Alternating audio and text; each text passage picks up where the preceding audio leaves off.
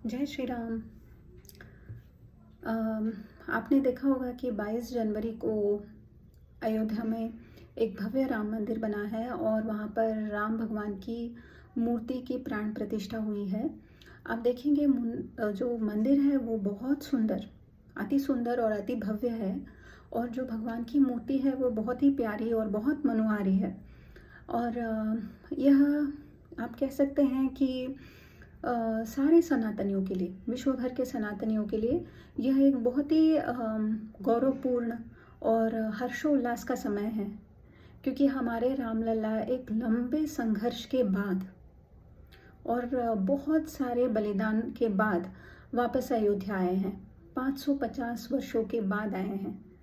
ठीक है। और इस मंदिर की कुछ विशेषताएं हैं जो मैं आपके साथ साझा करना चाहती हूँ।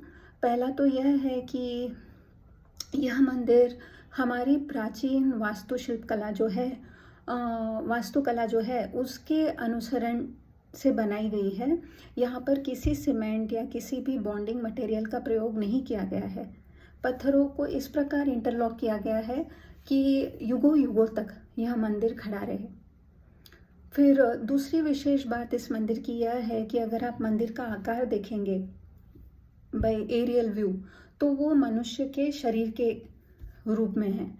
और ये सिर्फ यह मंदिर नहीं, सारे प्राचीन मंदिर इसी प्रकार बांधे जाते थे, क्योंकि कहा जाता था कि मनुष्य के शरीर में कई सारे चक्र स्थित होते हैं। उन चक्रों को एक्टिवेट करने के लिए मनुष्यों के शरीर के आकार में ही मंदिर बनाए जाते थे। और आप अगर किसी विशिष्ट मंदिर में जाएंगे तो एक विशिष्ट प्रकार का चक्र जो है वो एक्टिवेट हो जाता है। और तीसरी विशेष बात इस मंदिर की यह है कि रामनवमी के समय इस मंदिर की रचना इस प्रकार की गई है कि सूर्य की किरणें आकर जो रामलला है उनके माथे पर तिलक के रूप में गिरेगी। सूर्य तिलक लगने वाला है राम जी को ऑन रामनवमी। उस प्रकार का इस मंदिर का जो है वो आर्किटेक्चर है। ठीक है। आप समझ सकते हैं कितने लोगों का संघर्ष, कितने लोगों का बलिदान, कितने लोगों का उसे क्या कहते हैं आप, कितने लोगों का पेशेंस को क्या कहेंगे आप, कितने लोगों के पेशेंस का यह फल है कि आज हम ये मंदिर देख पा रहे हैं। और हो ना हो इसका कुछ श्रेय जो है वो हमारे जो गवर्नमेंट है सेंटर में भी और यूपी में भी, उनको भी इसका पूर्ण श्रेय जाता है कि उन्होंने इसमें कोई और बाधाएं और अड़चन बिना डाले इस मंदिर को बनने दिया। ठीक है। एक यह मंदिर जो है वह एक प्रकार से आप कह सकते हैं it's a symbol of victory of good over evil. आप इस मंदिर को बनाकर पूरे विश्व को यह दिखा रहे हैं कि सत्य की सदैव जीत होती है, अच्छाई की सदैव जीत होती है, और जो संस्कृति है उसकी सदैव जीत होती है। और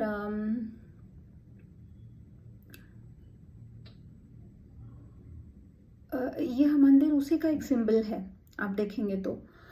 लेकिन अच्छा, मंदिर बन गया है तो क्या हमारा काम अभी ख़त्म हो गया है? तो बिल्कुल भी नहीं। आप देखेंगे कि मंदिर बनने से पहले भी कई सारी नेगेटिव बातें हो रही थी मीडिया में। कई लोग बोल रहे थे कि यहाँ पर मंदिर बांधने की क्या ज़रूरत है, यहाँ पर आप विद्यालय बांधो, चिकित्सालय बांधो। देखिए, भारत देश में चिकित्सालयों की या विद्यालयों की कमी नहीं है। अनेक विद्यालय है, अनेक चिकित्सालय है। क्या ज़रूरी है आज के समय में उनका जो स्तर है वो ऊपर उठना चाहिए। ठीक है। आप विद्यालयों में विद्या तो पढ़ा रहे हैं, लेकिन अगर वह विद्या आपके बच्चों को आत्मसम्मान और एक प्रकार से सेल्फ कॉन्फिडेंस से नहीं भर सकती है, तो ऐसे विद्या किस काम की? अगर आप उनको सही मूल्य और सही आदर्श नहीं सिखाएंगे तो ऐसी विद्या किस काम की। अगर चिकित्सालय में जो चिकित्सक है वो सही मूल्यों को और आदर्शों को नहीं मानते हैं तो ऐसे चिकित्सालयों का क्या उपयोग। तो आपको प्रयत्न ये करना पड़ेगा कि जो विद्यालय और जो चिकित्सालय आपके देश में हैं उनका स्तर ऊपर उठे। विद्यालयों की और चिकित्सालयों की कमी नहीं है हमारे देश में, ठीक है। तो कैसे उठेगा उसका स्तर। वो उसी से उठेगा अगर आप ध्यान दें कि आप किन को पूजते हैं। अगर आपके मूल्य और आपके आदर्श सही है तो आप जो विद्या देते हैं, आप जो चिकित्सा देते हैं, उसका स्तर भी ऊपर उठेगा। अगर आप अकबर, बाबर, ब्रिटिश ऐसे लोगों का महिमा मंडन करते रहेंगे तो इसका प्रभाव भारत के बच्चों पर क्या पड़ेगा। वह यह सीखते हुए बड़े होंगे कि उनके पुरखों ने कुछ नहीं किया है, हमेशा से भगोड़े रहे हैं, हमेशा से डरपोक रहे हैं, जबकि जो सत्य है इसके पूर्णतः विपरीत है। भारतीय सभ्यता सबसे प्राचीन सभ्यता है जिसको अभी तक कोई नष्ट नहीं कर पाया है। इसका श्रेय किसको जाता है। हमारे पूर्वजों को जाता है। उन्होंने संघर्ष किया है, इसीलिए हमारी सभ्यता आज भी जीवित है। ये हम डंके की चोट पर अपने बच्चों को कब सिखाएंगे। अगर हमारे मूल्य और आदर्श ही सही नहीं है तो हम जो भी काम करें वो व्यर्थ है। आप इस बात को अपने मन में बिठा लीजिए। तो अगर आपको सही मूल्यों और सही आदर्शों को पढ़ाना है तो पहले तो उन सही मूल्यों को और उन सही आदर्शों को पूजना पड़ेगा। और वही हो रहा है। राम भगवान की मंदिर स्थापना के कारण यही हो रहा है। आप राम जिन आदर्शों पे चले थे और राम ने जिन मूल्यों को सर्वोच्च माना था उनको आप पूज रहे हैं राम के रूप में।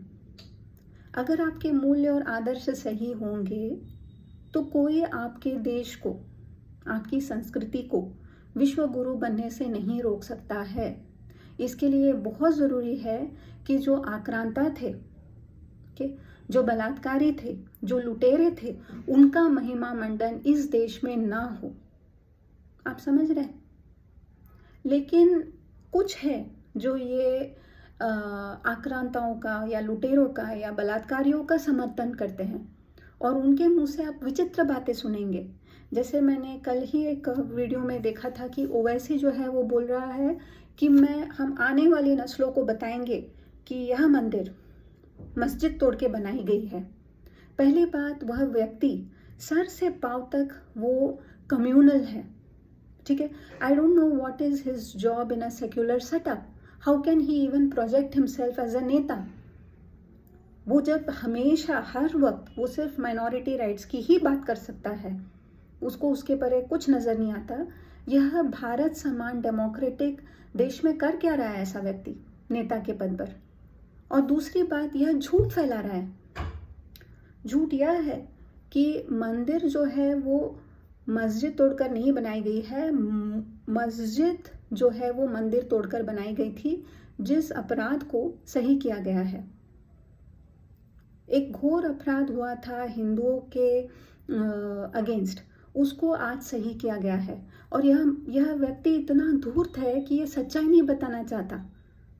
वो अपने लोगों को, जो ऑलरेडी भड़की हुए लोग हैं, उनको और भड़काना चाहता है यह बोलकर कि नहीं, यह मस्जिद को तोड़कर मंदिर बनाया गया है। ऐसा अर्ध सत्य तो नहीं चलता है ना। दूसरे उसी के इसमें का एक व्यक्ति है वारिस पठान। वो यह कह रहा था कि अगर राम भगवान होते तो राम भगवान स्वयं इसको नहीं स्वीकारते कि एक मस्जिद तोड़ के मंदिर बनाया गया है। या तो यह व्यक्ति हिंदुओं को मूर्ख समझता है या इसको राम भगवान क्या थे इसका ज्ञान नहीं है। राम राज्य आज तक प्रचलित है। क्यों? क्योंकि राम राज्य में जो जस्टिस है ना वो स्विफ्ट हुआ करता था, झटपट ताबड़तोड़ न्याय। आप समझ रहे हैं। अगर राम भगवान जीवित होते और यह दुष्कर्म होता कि किसी मंदिर को तोड़कर उस पे एक ढांचा बनाया गया है किसी आतंकी द्वारा, तो राम भगवान क्या करते? 550 वर्ष तक हिंदुओं को प्रतीक्षा करने पर मजबूर नहीं करते। उनके राज्य में ताबड़तोड़ न्याय होता है इस बात का।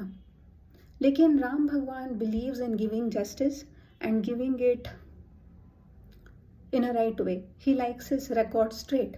तो थोड़ा आप मन के इसमें सोच के देखिए कि व्हाट इफ राम भगवान वॉज देयर, और ये जो आतंकी है ये आता है, मंदिर को तोड़ता है, लूटता है और वहाँ पर एक विद्रूप सा ढांचा बना देता है। पहले तो राम भगवान जो है वो अपने दूत को भेजते, महाप्रतापी महाज्ञानी हनुमान को भेजते, समझाने के लिए कि हमारे समझाने से समझ जाओ, वरना बाद में जो आएंगे उसका तुम सामना नहीं कर सकते। अगर वो विधर्मी तब भी नहीं मानते तो राम जी भेजते अंगद को, अनदर महाप्रतापी महाज्ञानी दूत, फिर से समझाने के लिए कि हमारे समझाने से ही समझ जाओ, क्योंकि बाद में जो आएंगे उनका सामना तुम नहीं कर पाओगे। फिर राम जी इन विधर्मियों को पर्याप्त समय देते कि वह आत्मचिंतन करे। अगर फिर भी उनकी बुद्धि भ्रष्ट की भ्रष्ट ही रही तो राम भगवान एक धार्मिक युद्ध उनके साथ लड़ते और उनको वहीं पे खत्म कर देते।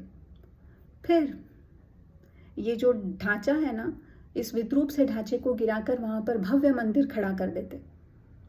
राम राज्य इसीलिए कहा जाता है उनके राज्य को, क्योंकि उनके राज्य में देर नहीं है। ये जो इसको बोलता है ना जस्टिस इज सर्व्ड, मुझे तो वो भी झूठ लगता है, क्योंकि हिंदुओं का इतना खून बहा है इसमें और हिंदुओं को इतनी प्रतीक्षा करनी पड़ी है कि यह न्याय भी हुआ है कि नहीं, ऐसा कभी कभी मन में विचार आता है। सो अगर आपके जो शत्रु है, आपके जो क्या कहते हैं उसको, पीठ पर चाकू भोंकने वाले जो लोग हैं, अगर वह अपनी नस्लों को यह सिखाने वाले हैं कि यह मंदिर मस्जिद तोड़ के बनाया गया है, तो आप क्या करेंगे? आप किस प्रकार अपने जो अगली पीढ़ी है उसको सशक्त बनाएंगे? उनको आप सच्चाई का घूंट पिलाते रहिए, उनको बार बार बताइए कि यह मंदिर एक उदाहरण है कि सत्य की सदैव जीत होती है, कि संस्कृति की सदैव जीत होती है, कि कभी भी किसी शैतान को, किसी बलात्कारी को, किसी आतंकी को इस धरती पर, भारत माँ की धरती पर पूजा नहीं जाएगा। यहाँ पर पूजा होगी तो सिर्फ राम और कृष्ण की होगी, उनके मूल्यों की होगी, उनके आदर्शों की होगी। बार बार अपने बच्चों को ये रटाइए, आप ये रटाइए, आज से रटाइए। मंदिर अभी कुछ ही दिनों पहले बना है, आज से रटाइए कि यह मंदिर जो है वह एक उदाहरण है सत्य की जीत का। यही आपसे कहना था। जय श्री राम।